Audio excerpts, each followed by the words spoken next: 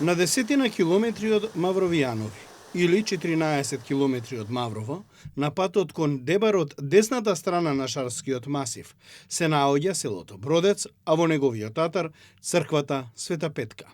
Изградена е пред околу 15 години, а ова место представува светилиште за локалните жители повеќе од 15 векови. Во близина на црквата се наоѓа извор со вода за која многу луѓе веруваат дека е света. Иако до неа се стигнува по земјен пат, тоа не е пречка за голем број христијани, но и муслимани, па и верници од други вери, тука да го најдат мирот, а во водата лекот за нивните болести. Според преданијата, водата им помага на децата да прозборат, да ги надминат стравовите, а на повозрастните им помогнала во лечење на мигрена или други тегоби.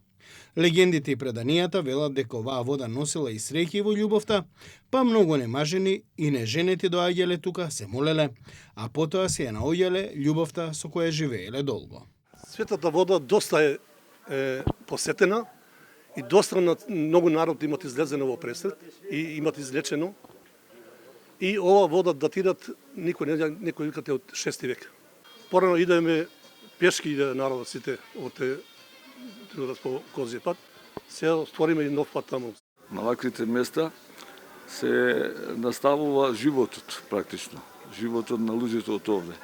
Колку бил тој суров во планината, колку бил суров во природата, толку бил и богат со душата, духовноста и опстојот.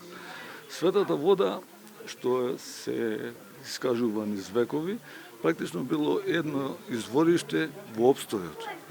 Тоа извориште нанесувало кај луѓето кои што верувале и веруваат и треба да веруваат за надминување на било кој проблем од животот што се случувало секако и судбините што биле овдека настанати.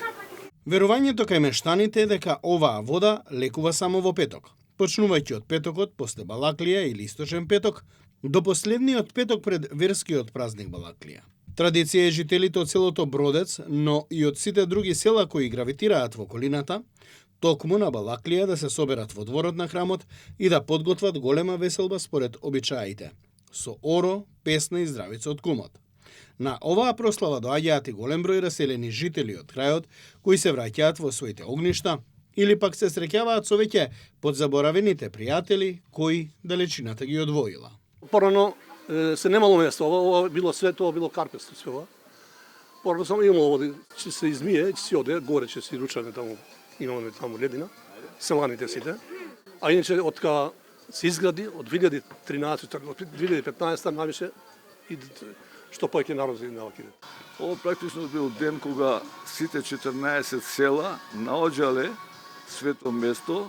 На овој ден доаѓале фамилиарно сите луѓе во овие светилишта, средбите биле неминовни, животот да тече и понатака, младите се гледале покрај вербата љубовта кон Господ и кон момчињата и девојчињата и практично во овие денови биле тие контакти средби што во текот на годината. Од денот на комуникацијата до она што значи понатамошна традиција на младите починале на есен свадбите и со тоа се возобновувало местото и живеело верството со сите овие традиции и вековни определенија. Многумина сметаат дека ова е православно светилиште, но во историјата тоа е светилиште на сите жители од крајот без разлика на вероисповедта, а доаѓаат дури и жители на Косово, Албанија и други држави од регионот. Многу преданија, кои ги слушнавме додека бевме во селото, велат дека причина за повторно да заживее ова место е светата вода за која слушнале и странци од европските земји. Со возило од јавното комунално предпријатие на Маврово, од Мавровијанови до црквата не беа потребни околу 20 на минути.